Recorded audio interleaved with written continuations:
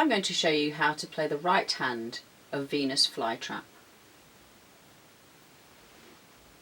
Venus Flytrap is in the key of E minor. You may be familiar with the scale of G major, which has an F sharp. E minor also has that F sharp. It also has an accidental, and the accidental is the very last but one note, which is D. So instead of playing D, we're going to have a D sharp.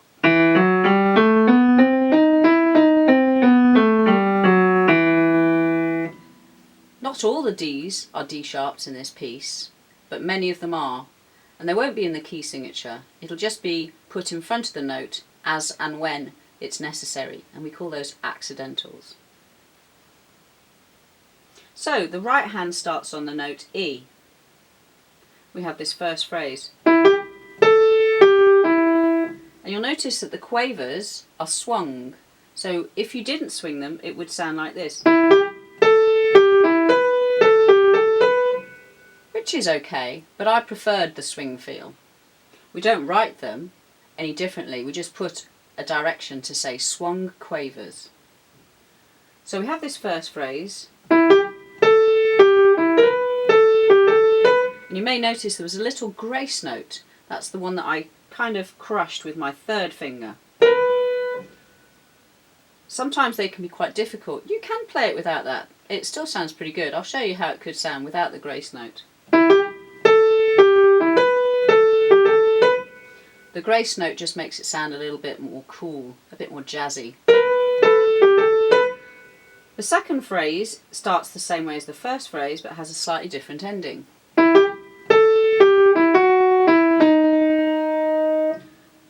Then bars 5, 6, 7 have this phrase which is quite similar and moves down by one note. So I'll show you what I mean. It starts on E, and then I move the whole hand position down one to D, and down one again to C. And that's the accidental right at the end. That was the D sharp. Then we have the second section of the tune, which is fairly similar to the first 8 bars. I just took it up an octave and I had a slight variation to the first tune. So in bar 9 the right hand goes,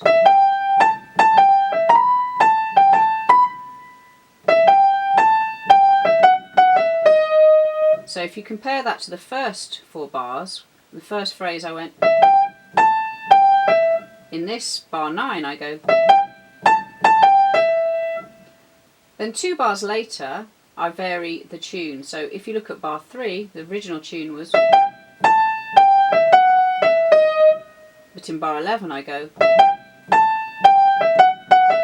So the end of the phrase was slightly different. I put an extra F sharp in there. Instead of going, I went.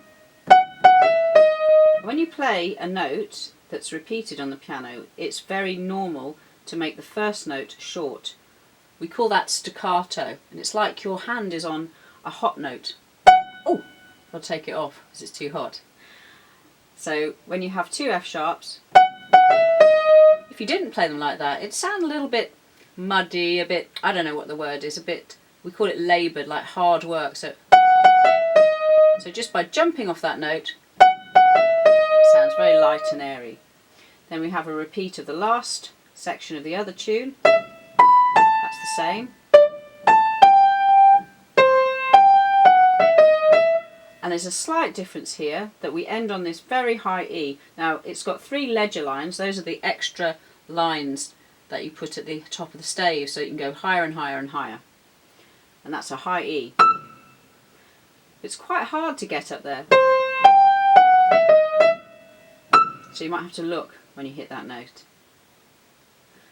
And that's how you play the right hand